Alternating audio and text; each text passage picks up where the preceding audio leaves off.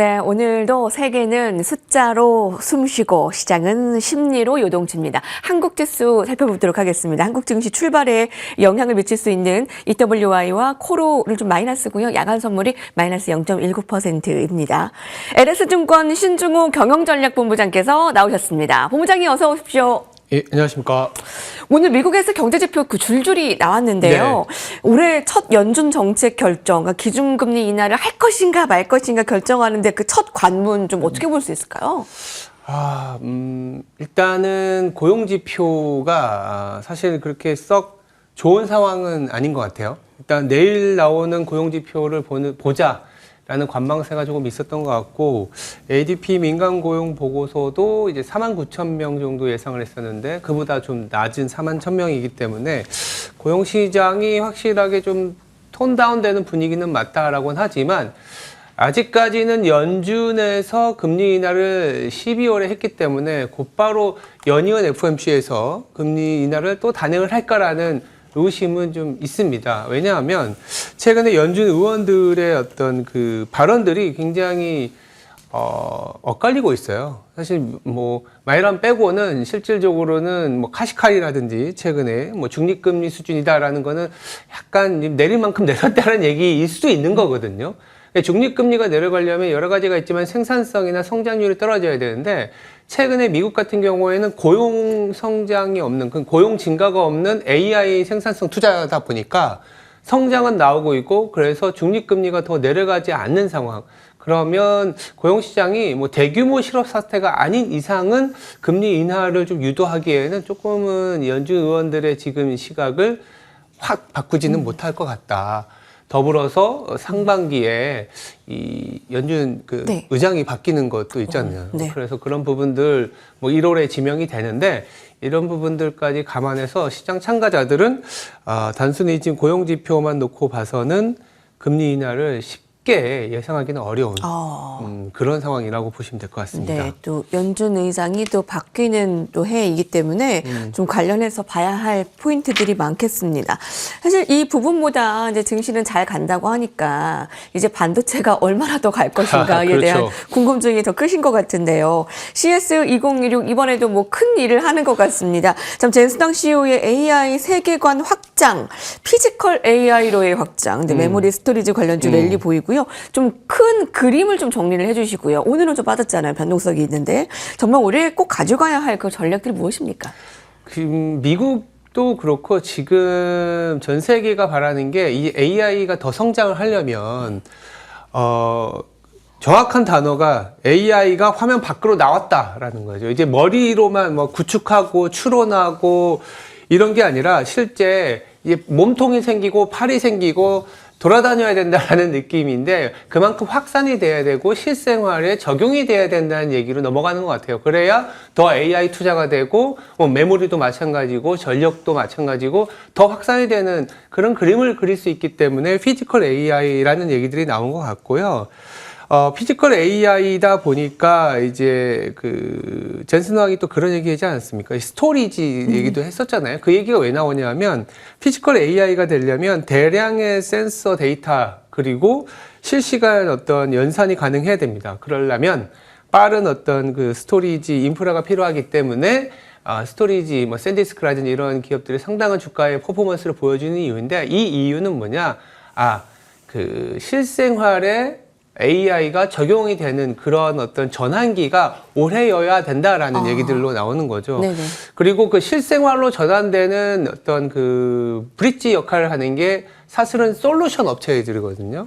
이럴 때 어떤 거냐 하면 액센추어라든지 IBM처럼 그러니까 좀 이게 컨설팅을 해주는 거예요. 이 기업 자기들은 아니면 고객분들은 이러이러한 AI를 도입해야 됩니다. 내지는 이러이러한 피지컬 AI 특히 로봇 도입을 해서 공장 자동화라든지 생산 자동화를 이뤄야 됩니다라는 얘기들이 나오는 상황이기 때문에 그래서 최근에 연초부터 로봇이 뜨는 거 아닌가라는 얘기도 들고 있고 아니면 CES에서 큰 국면 전환을 위해서 대규모 캐펙스가 유지되기 위해서는 피지컬 AI가 필수다. 이렇게 얘기를 한 것 같습니다. 네, 사실 그 솔루션 관련해서, 그러니까 AI 확장과 관련한 확산 계속 네. 강조를 해주셨고, 맞아요. 솔루션, 쇼티지 그런 관련, 또 로봇도 가능한 거고, 그 부분을 계속 강조해 주셨는데, 더 강조해도 뭐 부족함이 없다라고 보면 되겠죠? 그러니까 지금 올해도 마찬가지, 작년에도 마찬가지지만 올해의 시장이 가려면 산업단에서는 AI 성장이 계속 이루어져야 되는 건 맞는 것 같고요. 그리고 정책단에서는 다른 거 필요 없이 연준의 스탠스 이 두 가지, 그러니까 AI 성장이 더 지속될 수 있는 그런 스토리가 계속 나와줄 수 있느냐가 네. 중요한데, 그 스토리가 또 전력주도 빼놓을 수가 없잖아요. 그렇죠. 예. 전력은 뭐 기본적으로 데이터 센터라든지 스토리지든 뭐든 피지컬 AI로 넘어가게 되면 더 많은 추론과 더 많은 데이터의 어떤 연산이 필요하기 때문에 그런 전력 상황은 계속 쇼티지지 않습니까? 그래서 메모리 같은 경우에는 이 쇼티지를 가격으로 직접 메모리 가격으로 나오다 보니까 더 심리를 또 움직이게 만들고, 최근에는 약간 좀 강하게, 너무 강하게 올라오다 보니까 간밤에는 일종의 이제 차익 실현이 나왔지만, 계속 그 쇼티지 쪽 메모리나 전력기기는, 아니면 전력원, 네. 최근 원자재, 원전 뭐 이런 얘기도 나오잖아요. 이런 전력원, 전력기기는 계속 봐야 되는 건 맞습니다. 네. 다만 그 메모리? 전제 네. 조건은 스토리가 계속 나와야 되는데, CES에서는 그 스토리가 피지컬 AI 확산으로 규명하고 있다, 이렇게 말씀드릴 수 있을 것 같아요. 네, 감사합니다. 그 중요한 키워드들 다 쏙쏙 가져가셔야 될 것 같습니다. 네. 삼성전자, SK하이닉스 뭐 아직도 못 믿어? 이러네요. 예, 사실 1분기 내에 뭐 5,000피 정말 가능할까요? 라는 질문이지만 너무 얼마 안 남았거든요. 예. 그리고 이제 오늘 삼성전자 잠정 실적 예정되어 있습니다. 아, 똘똘한 한 종목 좀 쏠림이 가속돼서 뭐 중소형주는 뭐 문전박대 뭐 이런다고 하니까 고점 경계 아니면 달리는 말이 올라타야 어느 쪽 봐야 될까요? 그 삼성전자 실적 발표는 너무나 관심이 높고, 기대치, 소위 말하는 스트릿 컨센서스가 계속 올라가더라고요. 계속 올라가서 뭐 지금 뭐 20조 이상을 바라보기도 하고, 뭐 일각에서는 25조까지도 보는 데도 있어갖고, 너무 단기적으로 어떤 기대 심리가 높다 보니까 네. 오히려 좋은 성적이 나옴에도 불구하고 흔히 말하는 단기적인 세론 리스크는 있는 것 같아요. 너무 가파르게 올라갔지 않습니까? 그리고 모두 다 쏠릴 때는 조금은 쉬어가는 타이밍도 필요하지 않습니까? 네. 그럴 가능성도 있다라는 얘기를 좀 드리고 싶고, 네. 다만 이게 그래서 삼성전자의 상승이 끝났다라고 보기엔 아직은 좀 이른 시점. 그리고 이제 어떤 그 목표가보다는 이제 목표 기간이 더 중요한 것 같아요. 기간, 올해 같은 네. 경우에는. 올해 같은 경우에는 연간으로 가장 퍼포먼스가 좋은 구간이 1분기이지 않을까라는 생각을 하면서, 그렇지만 오늘 같은 경우에는 잠정 실적이 나오면 조금은 기대가 너무 높았다 정도가 네. 회자가 될 가능성이 높다, 이렇게 말씀드릴 수 있을 것 같아요. 근데 오늘 실적 기대가 너무 높아서 참 잘 나와도 불안하다. 네. 네, 이런 분위기예요. 그래서 목표가보다 그 목표 기간이 좀 더 중요하다라는 거 좀 참고하시면 될 것 같고요. 네. 뭐 SK 하이닉스도 뭐 잠깐 짚어주실까요? SK 하이닉스도 사실은, 그러니까 삼성전자와 SK 하이닉스를 바라볼 때 둘 다 사실 시장보다 베타가 높긴 한데, 우리가 흔히 얘기하는 베타 큰 종목, 변동성 큰 종목은 이제 SK 하이닉스라고 볼 수밖에 없지 않습니까?